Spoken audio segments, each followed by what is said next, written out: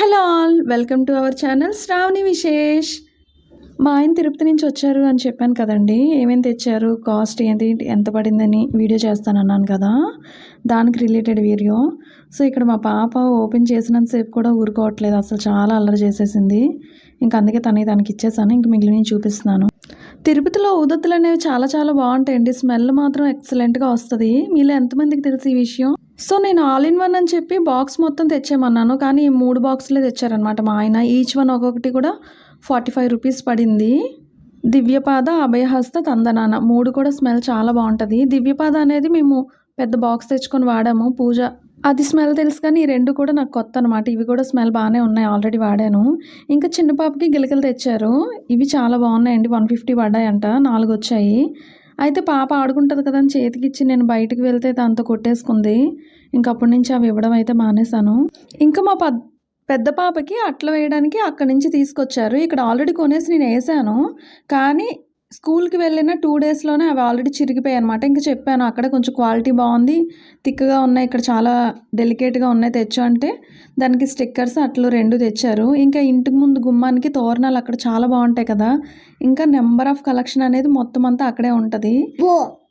So నేనైతే పెద్దవి తెమ్మని చెప్పాను, అవంట 2000 అలా చెప్తున్నారు. ఇది అరౌండ్ 500 ఆర్ 600 పడిందని చెప్పారు, కానీ క్వాలిటీ బాగుంది, చూడడానికి లుక్ కూడా చాలా బాగుందండి.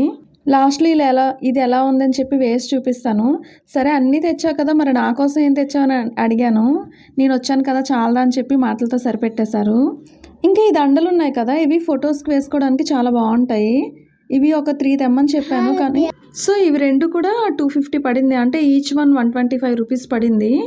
ఇవి కూడా చాలా బాగున్నాయి. ఇంకా ఈ కీ చైన్ అనేది 60 రూపీస్, చాలా స్ట్రాంగ్గా ఉంది, బాగుంది.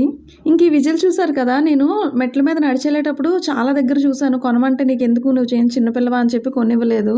ఇప్పుడు పిల్లలు ఆడుకుంటారని చెప్పి కొని తెచ్చారనమాట. అచ్చు పిచ్చుకలు సౌండ్ చేసినట్టే ఉంటుంది దీని సౌండ్ అనేది. నార్మల్గా ఊదితే ఒకలా ఉంటుంది, అందులో వాటర్ వేసి ఊదితే ఒకలా ఉంటుంది సౌండ్. ఇది మీకు ఎంతమందికి తెలుసు? నేనైతే ఇదే ఫస్ట్ టైం అనమాట. సో అప్పుడు విన్నాను, కానీ కొనడం మాత్రం ఇదే ఫస్ట్ టైము. ఇంకంతే, ఇంకా ఫైనల్లీ మన తిరుపతి లడ్డు, ఇది చాలా ఫేమస్ కదా, ఇది ఇష్టపడిన వాళ్ళు అసలు ఎవ్వరూ ఉండరు. సో పాపకి ఫోటోషూట్ చేద్దామని చెప్పి కొన్ని తెమ్మని చెప్పాను, ఒక 5 తెచ్చారు.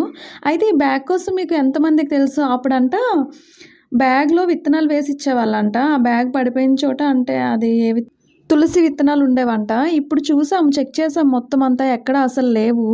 అదే చెప్తున్నారు ఇక్కడ మా ఆయన, ఇక్కడ విత్తనాలు అవి వేస్తారు ఉంటాయని చెప్పి. మేబీ ఇప్పుడు తీసేసారేమో, మరి తెలీదు. ఫైనలీ 1 డే ఉండి అయితే వెళ్ళిపోయారు, మళ్ళీ నెక్స్ట్ మంతే వస్తారనమాట.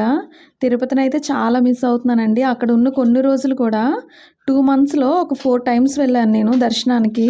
తర్వాత ఇంక ప్రెగ్నెంట్ అని చెప్పి ఇంక వెళ్ళలేదు. ఆ 2 మంత్స్లోనే నడక మార్గంలో కూడా వెళ్ళాను, చాలా బాగుంటుందండి. సో ఇంకా 9th మంత్లో ట్రాన్స్ఫర్ అయిపోద్ది. నెక్స్ట్ ఇంక జాబ్ ఎక్కడో కూడా తెలియదు. ఈ లోపే ఒకసారి వెళ్ళి వచ్చేయాలనుకుంటున్నాము. ఇంకా అంతే అండి ఈ వీడియో. నా వీడియోస్ మీకు నచ్చినట్లయితే do subscribe to my channel. Keep supporting me. Thank you guys.